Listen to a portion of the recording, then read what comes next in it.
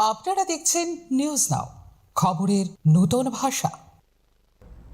বুধবার গভীর রাতে এয়ারপোর্ট থানাধীন ভিআইপি রোডের নতুন নগর কোঅপারেটিভ এলাকায় ঘটে গেল এক ভয়াবহ সড়ক দুর্ঘটনা।